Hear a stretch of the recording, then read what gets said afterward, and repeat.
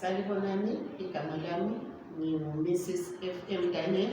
Sizakhangela esiNdebeleni sethu namhlanje ukubhalwa kwendatshana. Zinengi indatshana esizibhalayo, ikakhulu sikuleli ibanga elesine. Indatshana esizibhalayo zigoqela inkondlo, singayibhala iba ngaphansi kwendatshana. Ingxoxo siyayibhala layo ibe ngaphansi kwendatshana.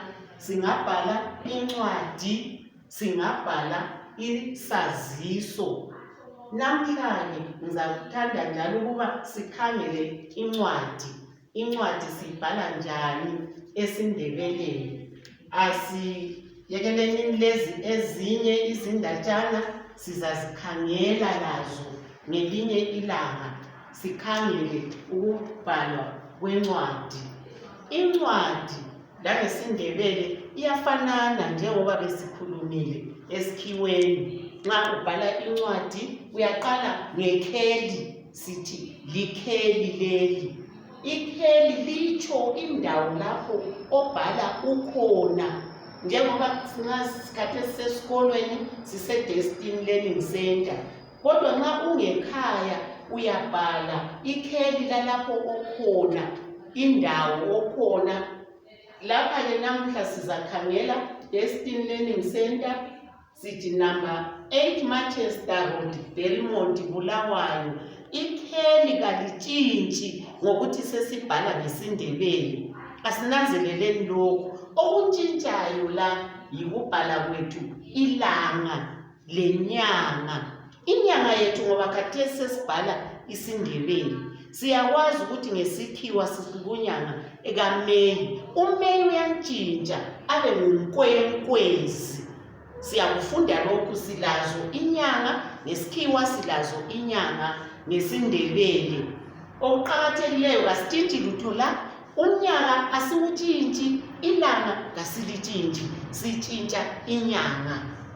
Kanjalo futhi nxa sibhala singasuka kuBulawayo. uBulawayo uqakathekile ukuthi obalayo incwadi yethu siyenelisa ukubhalela endaweni esikhatshana, emazweni akhatshana. Esiphi ukuthi sizahlala sibhala izincwadi kuphela sikhona. uBulawayo uyamtshengisa lowani umuntu ombhalelayo ukuthi wena ukoBulawayo. Ubususeqa umzila. Imzila iqakathekile, incwadi iqakatheke kakhulu ngemizila. Suseqa njalo umzila, suzobhala ilanga, inyanga lomnyaka. Sweqe umzila. Sinanzelela futhi ukuthi amabala ethu siqalisa ngawaqondile kuzofika la. Asifaki machatha, asifaki lutho, akulalutho esilifakayo ekucineni. Nxa sibhala ikheli yethu kumele siyibhale siyitshiye inje. Bese sinanzelela ukuthi umzila, sibuye sizobhala ilanga. Sesilibhalile njalo ilanga, siyawutshiya umzila wonke ogcweleyo, sibuye sesizobhala. Namhlanje incwadi yethu ngifuna sibhalele umngani wakho. Bhala incwadi yakho umngani wakho, yamazi ukuthi ungapha, angabe use-UK, angabe useMagwegwe, angabe ungaphi. Kodwa le incwadi namhla siqondise kumngani wakho. Mina ngibhalele uSipho. Asinanzeleleni la ekuqaliseni ukubhala kwethu esiNdebeleni ukuthi incwadi iyakubala. Singabhala sithi kuSipho, kuqondile. Nxa njalo ufuna uyabhala kuwe Sipho, kuqondile. Asikubhali kokubili lokhu.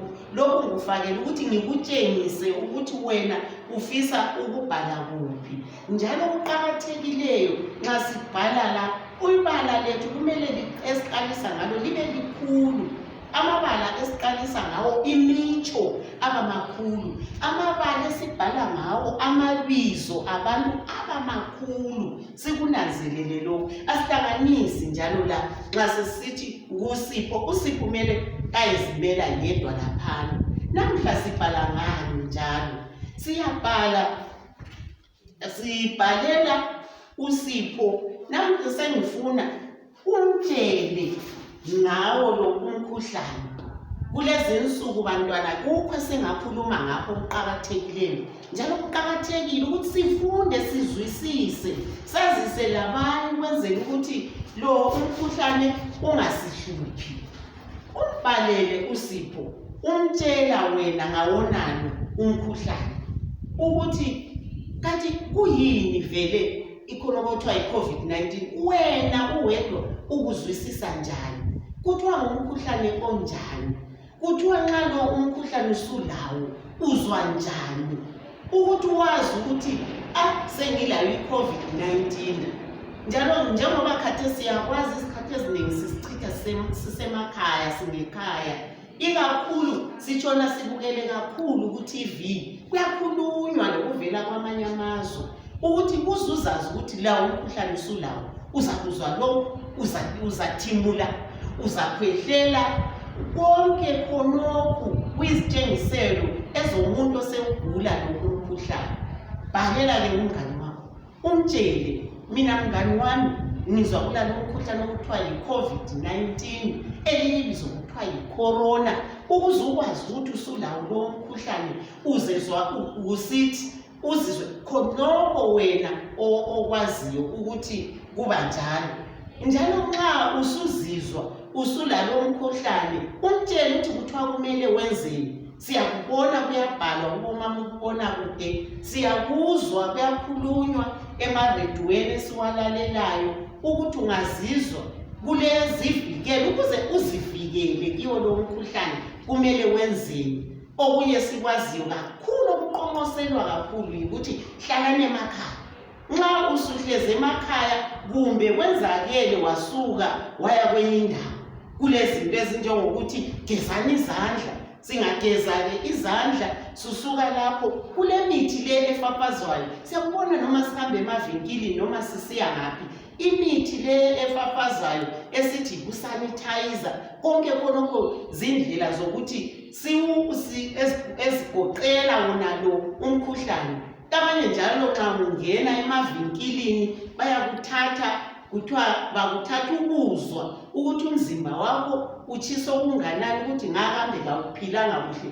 Zonke lezi izibonakaliso zalo umkhuhlane owe-COVID-19. Umtshele engxenye umngani wakho kunye yena kungameqa, umsize ukwenzela ukuthi nxa engenzakala kumbe ngekhaya kumbe yena abe lawo lo umkhuhlane, akwazi ukuthi uvelu yini, uvikelwa njani, kwenziwa njani. Kanti nxa usutholile lo mkhuhlane uyahamba yini esibhedlela, kulalokhu okufakwayo esithi ngama-maski, wena ulayo yini, angayithola njani? Bhala, njalo nxa ubhala sibuyele futhi kukhonokho esikufundileyo, amaparagrafu.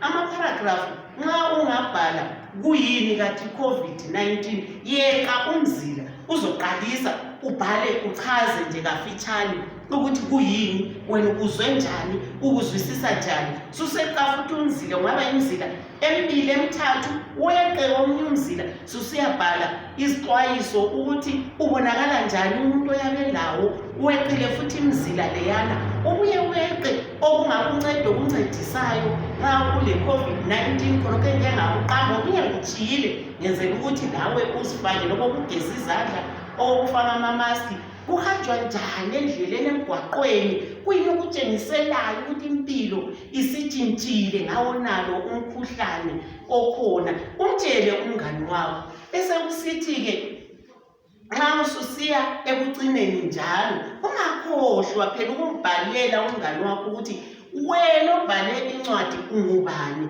Uyeqa futhi njalo umzila ubhale njalo ibizo lakho eligcweleyo lesibongo sakho. Wenzelani ukubhala ibizo eligcweleyo lesibongo sakho? Yena awusibhale sakhe isibongo ngoba uyamazi ukuthi lo umngani wami ngulo.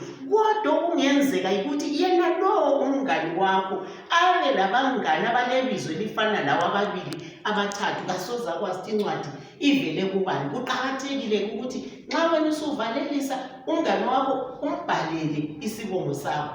Okunye njalo kumele singakukhohlwa nxa sesibhala incwadi, awubingeleli ekuqaliseni, asibingeleli esimbhalelayo, sibhale ngendaba esikhuluma ngayo. Sesisiya kucineni, sesicina umutsho wethu ongaba ngowokucina. Nxa uthanda ungambingelela umngani wakho unjani, kodwa kasitsho ukuthi injani impilo. Lokho sikunanzelele, impilo kasiyibuzi, sibuza yena ukuthi unjani ukuphila. Ekucineni bese sibuya-ke sesivalelisa, sesigoqa incwadi yethu isiphelile. Siyabonga, libale incwadi ezimnandi.